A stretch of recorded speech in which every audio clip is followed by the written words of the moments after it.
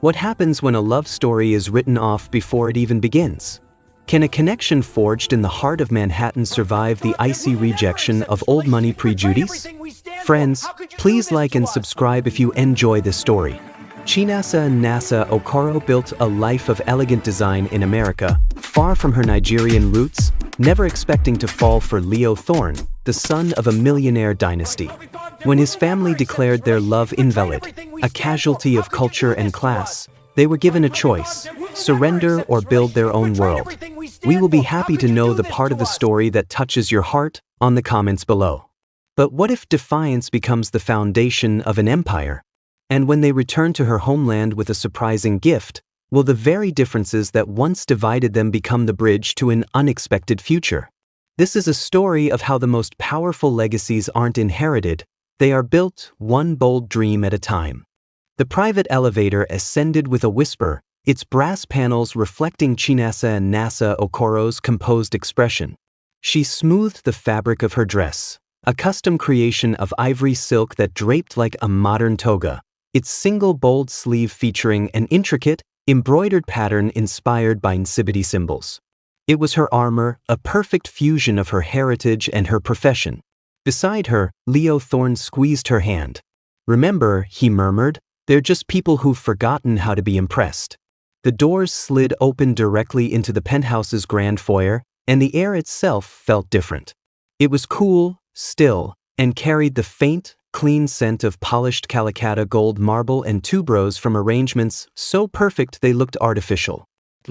Finally, Alastair Thorne emerged from the shadows of the vast living area, a crystal tumbler of amber liquid in hand. The room was a masterpiece of impersonal luxury. Floor-to-ceiling windows framed a dizzying view of Central Park, while a massive, abstract painting by Gerhard Richter dominated one wall, its chaotic slashes of gray and red feeling strangely emotionless. The furniture was low-slung and Italian, all sharp angles and plush, charcoal gray upholstery. Eleanor Thorne followed, a vision in a cream-colored Valentino sheath dress. Her smile was a precise, professional curve. "Leo, darling. And this must be Chinasa." Her eyes, the same stormy gray as her son's, performed a swift, head-to-toe assessment. Nnasa felt it like a physical touch, calculating, appreciative yet distant. "A pleasure to meet you, Mrs. Thorne," Nnasa said, her voice steady. She offered a hand, and Eleanor's grip was cool and brief.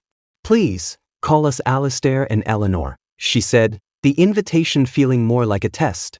They were led to a seating area where a low, backgammon table-sized slab of obsidian served as a coffee table. A uniformed attendant materialized to offer champagne.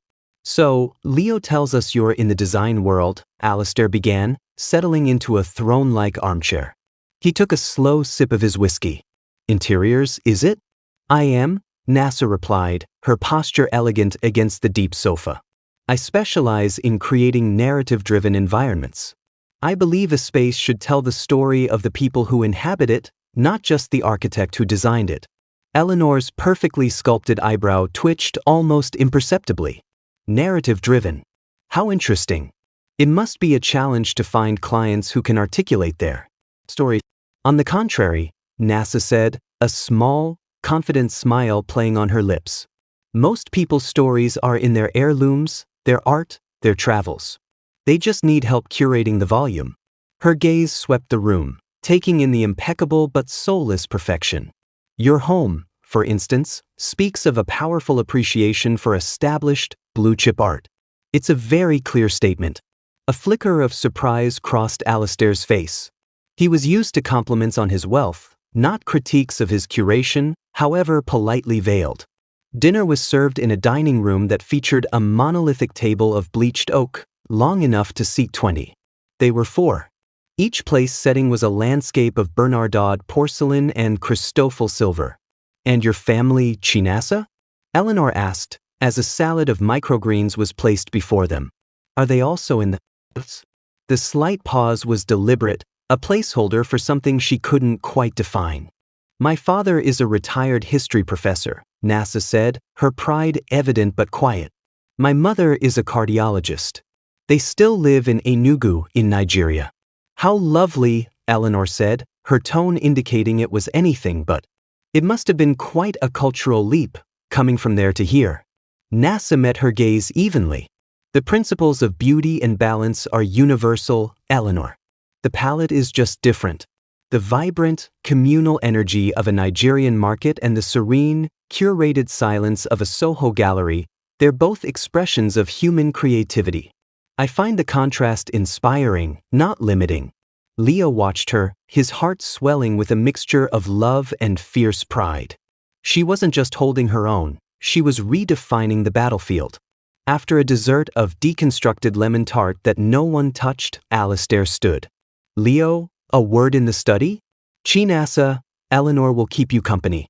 The study was a different beast altogether. Dark walnut paneling, shelves of leather-bound books that looked never opened, and the heavy, peaty scent of cigars. Alistair closed the door with a definitive click. This has gone far enough, Leo. Father, if you just, I have, Alistair interrupted, his voice low and sharp. I see a brilliant, beautiful, and undoubtedly ambitious woman. And that is precisely the problem. This isn't a romance, it's a project for her. A strategic ascent. You don't know her, Leo shot back, his hands clenching. I know the world. Alistair snapped, slamming his palms softly on the desk. We built this family over generations. We have a legacy to protect. The difference in class, in culture. It's a canyon. It will be a spectacle. The gossip pages will have a field day. Thorn heir succumbs to exotic charm. Is that the story you want? It's the story you fear, Leo countered, his voice trembling with anger. Because you can't control it. You can't buy it. And you can't understand it. Downstairs, Eleanor led NASA to a balcony overlooking the glittering city. He's very headstrong, our Leo, she said, her voice deceptively light. His passions are often intense, but fleeting. I do hope you're not basing too much of your future on this. NASA looked out at the sprawling metropolis, a world she had conquered on her own terms. She turned to Eleanor, her expression not of hurt, but of profound clarity. Eleanor, she said, her voice soft but iron-strong. I built my future long before I met your son. What we have isn't a foundation, it's a collaboration. And I can assure you, we are building something you can't even imagine. Later, in the quiet sanctuary of the town car, the silence was thick. Leo stared out his window, his jaw tight with frustration and shame. I'm sorry, NASA. They were worse than I ever. She placed a cool hand on his cheek, turning his face to hers. The city light streaked across her deep brown eyes, which held no trace of tears, only a fiery resolve. Don't, she whispered. They see me as a problem to be solved. A chapter you will eventually close. She leaned forward, her gaze locking with his. So we will write our own book, Leo. You and I, and it will be a bestseller. The silence in the town car was not one of defeat, but of combustion. Leo stared straight ahead, his knuckles white where they gripped his knees, the ghost of his father's words, strategic ascent, spectacle, fleeting, echoing in the space between them. NASA, however, was not looking at the retreating spires of the Upper East Side. She was looking at a blank canvas. She broke the silence, her voice calm and analytical, as if assessing a new project. They see in dimensions of bloodlines and bank accounts. We will have to build in a new dimension entirely. Leo turned to her, the storm in his eyes beginning to clear, replaced by a focused intensity she knew well. Where do we start? Her answer was immediate. We need a foundation. A physical space. Their world is about preservation. Ours will be about creation. The loft in Tribeca was a raw, 3,000 square foot testament to industrial neglect when they first saw it. Exposed brick walls were stained with decades of soot, concrete floors were cracked, and massive, grime-covered windows looked out over a narrow cobblestone street. The real estate agent apologized for the state of it. NASA saw only potential. The bones are magnificent, she whispered, her voice echoing in the vast emptiness. She pointed to the 12-foot ceilings with their exposed steel I-beams. That is our structure. She gestured to the north-facing windows. That is our light. She turned to Leo, her eyes alight. This is it. Their fortress began to take shape not with demolition, but with intention. NASA became the architect of their new world. She had the concrete floors polished to a high, reflective sheen, their cool gray neutrality a perfect backdrop. The brick walls were not painted over but meticulously cleaned and sealed, their textured, historical warmth becoming a central character in the space. Her design was a masterclass in their union. A colossal, L-shaped sofa in deep emerald velvet, a color she said reminded her of the Nigerian rainforest after rain, faced a wall where a state-of-the-art Samsung The Frame TV, when off, displayed a rotating gallery of contemporary African art. Above the sofa, suspended from a steel beam by nearly invisible aircraft cables, was a breathtaking, 10-foot-long mobile made of polished brass and reclaimed ebony, crafted by an artist in Dakar. It caught the light and cast dancing shadows, a constant, moving sculpture. The kitchen was a boule-top masterpiece of minimalist German engineering, its sleek, matte cabinetry and integrated appliances a stark contrast to the rustic warmth of a central island topped with a single, monumental slab of fossilized African wonderstone, its surface a map of ancient geological events. This was where they plotted their next move. Late into the night, spread across the massive, live-edge oak table from Belgium that served as their dining table and command center, they built Ake. Leo, armed with his Wharton MBA and a network head cultivated deliberately outside his father's shadow, crafted the business plan. His fingers flew across his laptop, building financial models, projecting market penetration, and identifying gaps in the luxury sector. The market is saturated with conscious brands that feel like philanthropy, he argued, his passion palpable. We need to create something that is desire first. The ethical production, the artisan partnerships, that's the soul, but the product has to be undeniably, breathtakingly luxurious. NASA was the soul he spoke of. She spent her days on video calls with cooperatives in Ghana, discussing the viscosity of shea butter for their inaugural skincare line. She pored over swatches of hand-woven cloth from Mali, its subtle irregularities not as flaws, but as proof of life. She worked with a master metalsmith in Kenya, sketching designs for sculptural table lamps that echoed the forms of acacia trees. The name came to her in the quiet of a sleepless night. She said, rolling the word off her tongue. She turned to Leo. It's Yoruba. It means, the one who builds and fights with valor. It's not just about building a business. It's about building our lives. He repeated it. The word felt solid, foundational. It's perfect. Their love, once a public spectacle, became a private, formidable force. It was in the way he'd bring her a cup of ginger tea during a late-night design session, his hand resting on her shoulder. It was in the way she'd quietly slide a revised marketing tagline across the table to him, her insight cutting to the heart of his business jargon. They were a perfect, self-contained ecosystem of support and ambition. And then the world shifted again. The triple pink lines on the pregnancy test were a shock. The ultrasound, a revelation. 3, the technician said, her voice filled with awe. You're having triplets. The news could have been a crisis. Instead, it was the ultimate validation of their path. As Naz's body grew with their future, so did the plans for Ake. The nursery, a serene alcove off the main living space, was furnished with a minimalist oaf crib and a vintage rocking chair, but the walls were adorned with a vibrant, custom mural depicting African savanna animals in a modern, geometric style. Kenechukwu, Tchukwu, and Neoma were born on a bright spring morning, their cries filling the loft with a new, profound music. They were not a complication to their plans. They were the reason. The late-night business meetings now included the soft gurgles of babies and the warm, sweet smell of milk. By the time the triplets were taking their first wobbly steps on the polished concrete, Ake had launched. Its first flagship store in Soho was an instant sensation. The press called it a new paradigm in luxury. Within 5 years, it was a multi-million-dollar global brand, a testament to a love that had been told it would not work, a love that had simply chosen to build its own proof. Their fortress was no longer just a loft in Tribeca. It was an empire, and its foundation was unshakable. The first breath of air that hit NASA as the aircraft doors opened was not just air. It was a memory, thick with the scent of humid earth, blooming frangipani, and distant wood smoke. It was the smell of home.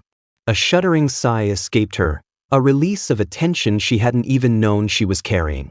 After the sterile, climate-controlled atmosphere of their New York life, this was a visceral homecoming.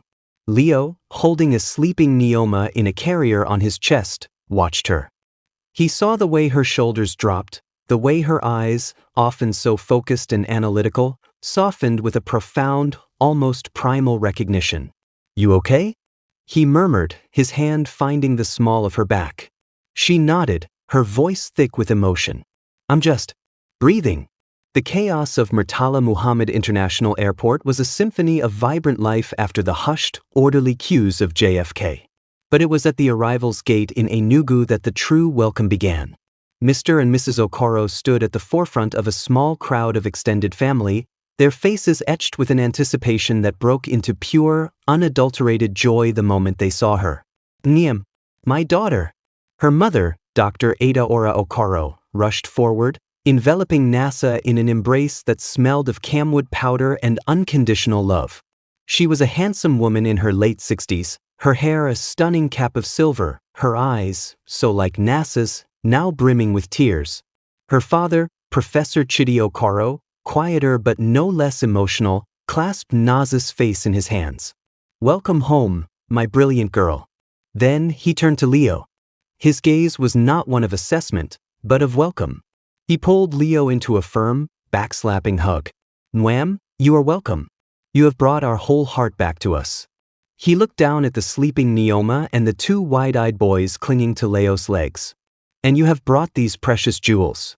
The drive to the family compound in the government-reserved area was a feast for the senses. Leo, who had only ever seen Enugu through NASA stories and carefully curated photos, watched, captivated. The vibrant, chaotic energy of the streets, the kaleidoscope of Okada motorcycles weaving through traffic, the women balancing impossible loads on their heads while talking on smartphones, the vibrant displays of ripe mangoes and plantains at roadside stalls, was more exhilarating than any Manhattan skyline. The Okoro compound was a revelation. NASA had used her skills to transform her parents' home, and the result was a stunning blend of modern Nigerian architecture and warm, lived-in comfort. The main house, with its clean lines and soaring ceilings, was built around a central courtyard with a flowering garden. The walls were a warm terracotta, and large, open archways allowed the tropical air to flow freely. Expansive sliding glass doors opened onto a veranda where deep, comfortable sofas were piled with cushions made of bright Ankara and Aso oak fabric. It was here, under the shade of the massive, ancient mango tree that NASA had climbed as a child, that they were truly absorbed. Aunts, uncles, cousins, and neighbors streamed in, their welcomes boisterous and full of laughter. The triplets, initially shy, were soon the center of a joyful maelstrom. Kenechukwu was being taught a clapping game by a giggling cousin. Tochukwu was sitting contentedly on his grandfather's lap, listening to a story in Igbo. Neoma, now awake, was being passed from one beaming auntie to another, each cooing a new endearment. For Leo, it was a paradigm shift. This was not the quiet, reserved approval head craved from his own parents. This was an embrace so total it was almost overwhelming. He was not Leo Thorne, heir to a fortune. He was Naz's husband, the father of her children, and as such, he was family. Full stop. It was during a lavish dinner of ofen sala, jollof rice, and grilled fish, all prepared by a team of aunts in the sprawling, modern kitchen, that the idea was born. A young cousin, Kayamika, a sharp, ambitious woman in her mid-20s, was telling them about her small business making handbags from recycled plastic and discarded leather. "It's going well, Auntie NASA," she said, her eyes bright. "But the market here is small. And the bigger stores in Lagos, they want to pay nothing." NASA and Leo exchanged a look. It was the same look they'd shared over their oak table in Tribeca when a brilliant idea struck. Later that evening, as fireflies danced in the garden and the sounds of the city were a distant hum, they sat with Naza's parents on the veranda. Kayamika's situation. "It's not unique," NASA said, sipping a glass of Zobo. "There is so much talent here. So much hustle. But the bridge to a global market is missing." Leo leaned forward, the pieces clicking into place. The AIC Foundation has a budget for impact investment. What if we didn't just give grants? What if we created an incubator? A boot camp for young entrepreneurs. We provide seed funding, mentorship, and most importantly, access to our distribution network. Professor Okoro's eyes gleamed with intellectual excitement. You would be building capacity, not just writing checks. You are talking about planting an orchard, not just giving away fruit. The AIC Incubator was launched 2 weeks later in a bright, airy community center in Enugu that AIC funded. The response was overwhelming. They met a tech whiz, Emeka, who had developed a sophisticated app for smallholder farmers to track crop prices and connect directly with buyers, bypassing exploitative middlemen. They met a quiet, intense designer, Funmi, who was creating stunning, architectural garments from hand-woven aquite cloth. They met a chemical engineer, Segan, who was producing organic, high-quality black soap on a commercial scale. NASA and Leo sat for hours, listening to pitches, asking tough questions, and offering invaluable advice. Seeing the hope ignite in a young person's eyes when they said, "We believe in you. We're investing," was a high that dwarfed any boardroom victory. It felt like watering their own roots. On their last night, as they packed their suitcases now overflowing with gifts and fabrics, NASA stood on the veranda, looking out at the compound. Leo came to stand beside her, slipping his arm around her waist. "This is where you come from," he said softly, his voice filled with awe. "No wonder you're so strong." She leaned her head on his shoulder.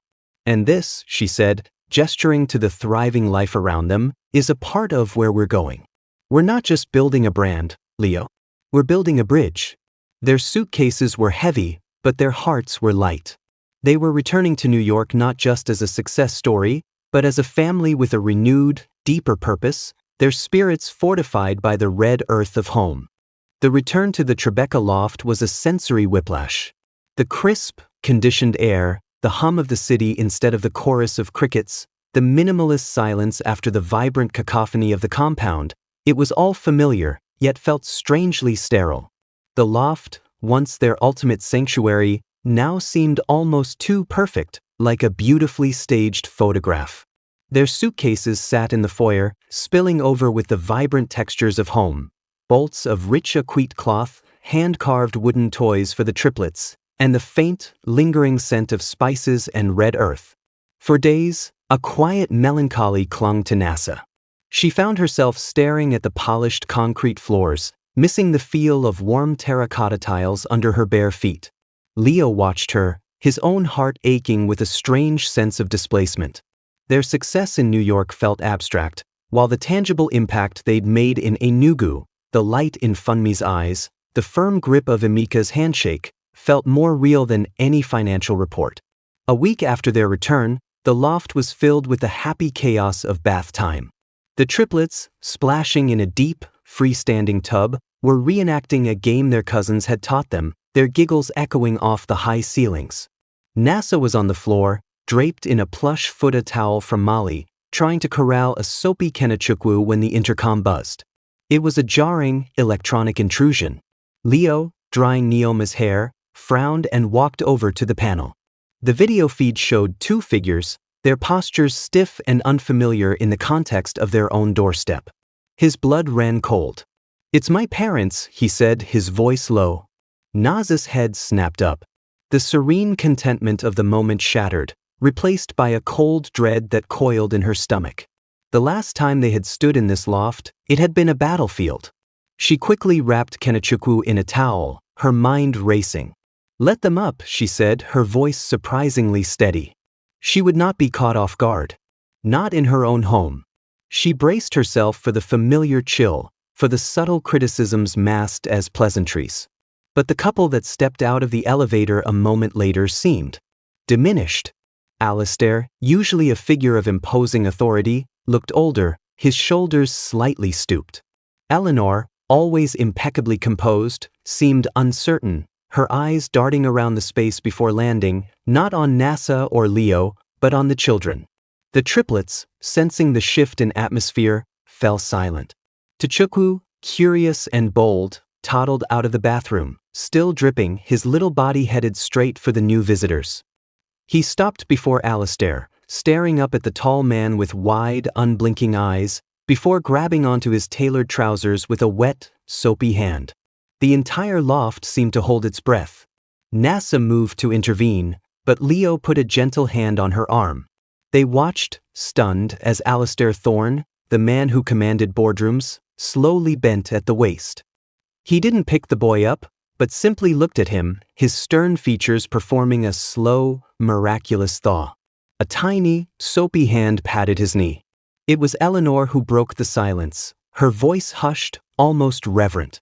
"We saw you," she began, her eyes finally meeting Naz's. "On CNN International. The feature about the business incubator in Nigeria." She gestured weakly towards the large screen TV, as if the memory of the broadcast was projected there. "The young woman with the clothing. The farmer with the app. To us. Remarkable." Alistair straightened up, clearing his throat. The sound was rough, as if dislodging years of ingrained prejudice. He looked from his damp trousers to his grandson, then to Leo, and finally his gaze settled on NASA. It was not the assessing, calculating look she remembered. It was a look of profound, bewildered reassessment. "I spent my entire life," he began, his voice low and gravelly, "building walls. Stone walls, legal walls, financial walls. To protect what we had. To keep things." He paused, his eyes sweeping over the loft, the Kenyan sculpture next to the Italian sofa, the Ethiopian cross above the German fireplace. He was finally seeing it, not as a clash, but as a harmony. He continued, his voice gaining strength as he looked between them. "You didn't build walls. You built a bridge. You created something out of nothing more than this." He gestured vaguely, encompassing the love in the room, the ambition, the fusion of two worlds. "You didn't just inherit a legacy, you created one that puts ours to shame." He took a step forward, his expression one of raw, unvarnished honesty. "We were wrong. Not just mistaken. We were blind." His gaze was fixed on NASA. "This family, what you have built here, it's stronger and more valuable than any legacy I could have ever imagined. You have our blessing. Fully. And unconditionally." Eleanor stepped forward then, her arms tentatively opening, not towards Leo, but towards NASA. "Welcome to the family, my dear," she said, and this time, the words were not a test, but a surrender. "Properly." As NASA accepted the embrace, feeling the slight tremble in Eleanor's frame, she looked over the woman's shoulder at Leo. The stormy Atlantic of his eyes was calm, filled with a love that had weathered the worst of tempests and found its way to a safe harbor. The bridge they had built had not just connected New York to Enugu, it had finally spanned the chasm that had separated two worlds within their own family. The Thorne family blessing, once a gilded prize they had been denied, now felt like a natural, organic progression. It was not a trophy to be displayed, but a key that unlocked a deeper, more integrated chapter of their lives. The shift was not announced with fanfare, it began with a single, quiet phone call. 2 days after their unexpected visit, Eleanor Thorne called. Her voice, once laced with condescension, now held a tentative, almost shy curiosity. "Chinasa," she began, using Naza's full name with a new respect. "That fabric on your sofa, the one with the beautiful blue pattern. Would you mind terribly telling me where it's from?" It was an opening, an invitation, and NASA, with the strategic grace of a diplomat, accepted. The following Tuesday, Eleanor arrived at the Tribeca loft alone. She wore a simple cashmere tunic and slacks, a deliberate move away from her usual power suits. She came not as a critic, but as a student. NASA had laid out swatches of cloth on the massive oak table, rich, indigo dosta dye from Nigeria, shimmering, complex Kent from Ghana, and the bold, wax-printed Ankara that had captivated Eleanor. For 2 hours, NASA became a curator of culture. She explained the resist-dyeing process of a dyer, the profound symbolism woven into each Kent stripe, the way Ankara patterns could tell stories of proverbs, status, and history. Eleanor listened, rapt, her fingers tracing the patterns with a reverence she usually reserved for Renaissance tapestries. "This one," Eleanor said, pointing to a specific Ankara swatch with a pattern of interlocking seeds. "What does this mean?" It's called the seed of life, NASA explained. It represents continuity, growth, and the potential within a new beginning. Eleanor's eyes met Naz's, and a silent understanding passed between them. "It's perfect," she whispered. The next afternoon, it was Alistair who sought out Leo, not at the office, but at a quiet members-only club downtown. The air was thick with the scent of old leather and privilege, but the conversation was new. "I've been reviewing AIC's international distribution model," Alistair began, skipping the usual pleasantries. He slid a folder across the mahogany table. "You're relying heavily on third-party logistics in Europe. It's inefficient. Thorn Global Properties has a dedicated supply chain division for our high-end retail tenants. The infrastructure is already there." It wasn't an offer of help, it was a proposal for a merger of expertise. Leo, stunned, looked over the documents. His father's analysis was sharp, his suggestions brilliant. This was the Alistair Thorn who had built an empire, not just inherited one. "You've looked at our books?" Leo asked. "I have," Alistair said, a glint of admiration in his eyes. "The numbers are impressive, but the potential is being capped by your operational framework. Let's fix that." The most profound transformation, however, occurred within the Thorns' own sterile penthouse. A week later, NASA and Leo were invited for dinner. When the elevator doors opened, the first thing NASA saw was the stunning, large-scale abstract painting by the young Nigerian artist from their incubator, the one they had invested in.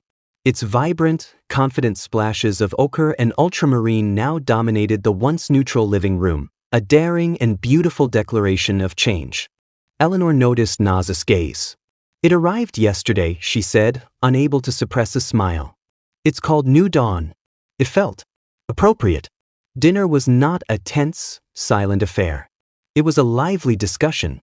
Alistair asked NASA insightful questions about artisan partnerships and sustainable sourcing.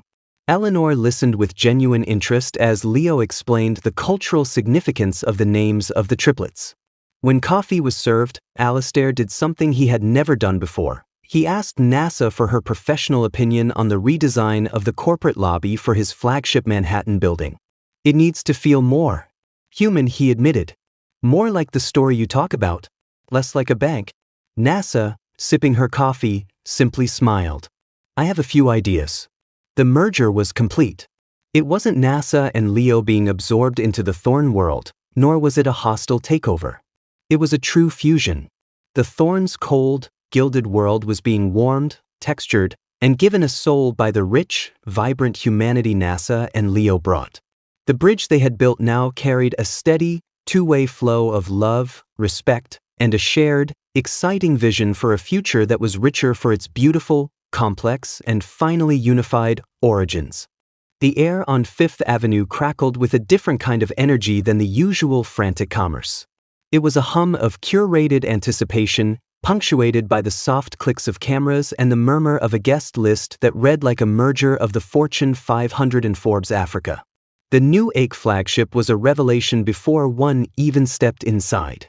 The facade, a masterful interplay of textured, raw-edged sandstone reminiscent of ancient Nigerian walls and sleek, floor-to-ceiling glass, was a physical manifesto of the brand itself. Inside was Naz's magnum opus.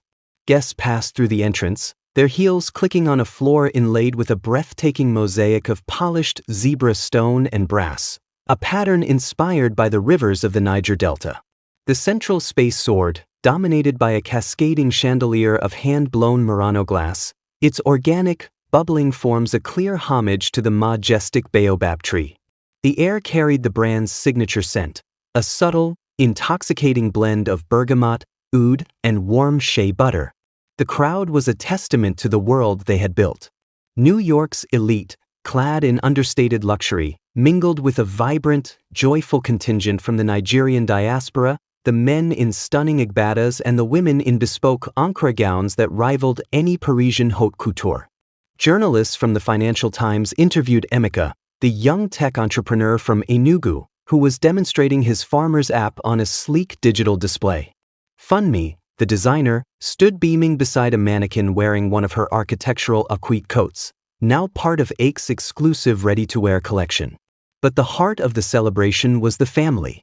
Alastair Thorne stood not at the center of the room holding court, but in a quieter corner, cradling a sleeping Tchukwu against his shoulder. The baby's head, covered in soft curls, was nestled trustingly in the hollow of his grandfather's neck. Alastair's hand, which usually gripped a pen or a whiskey glass, was gently patting the small, sleeping back, his expression one of bewildered, profound contentment. Near the grand staircase, a sight that would have been unimaginable a year prior unfolded. Eleanor Thorne, her arm linked comfortably with Dr. Ada Ora Okoro's.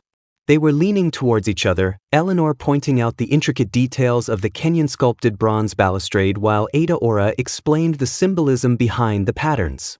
They looked like old friends, two matriarchs from disparate worlds united by a love that had braided their families together. The moment of the official unveiling arrived. A soft chime quieted the crowd. NASA and Leo stepped onto a low platform, flanked by a living display of lush, tropical foliage. They were a picture of perfect synergy. NASA wore a stunning, minimalist white gown, its only adornment a heavy, sculptural cuff of polished ebony and gold. Leo, in an impeccably tailored navy suit, had a lightness in his posture that spoke of burdens lifted. He spoke first, his voice carrying through the space with calm authority. Ake was born from a simple, radical idea. He began, his gaze sweeping over the crowd, lingering on his parents, on Nasa's parents, on the faces of the young entrepreneurs they had championed. That the most beautiful things are created at the intersection of different worlds.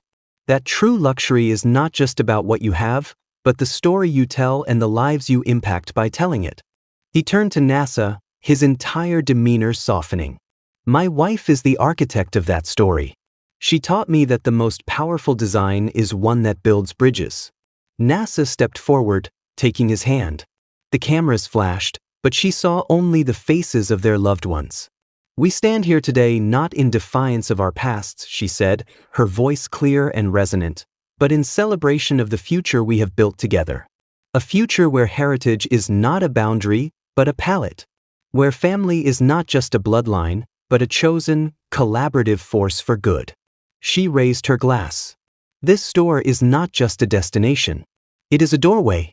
Thank you for walking through it with us. As the applause swelled, the family converged. Professor Okoro clapped a proud hand on Alastair's free shoulder. The triplets, now all awake and buzzing with excitement, were gathered up by their grandmothers. NASA and Leo stood surrounded, not just by success, but by a beautiful, bustling, multi-continental legacy they had forged themselves. The final, gleaming piece of their world had been set into place. The unveiling was complete, and the future it promised was more radiant than any of them had ever dared to imagine.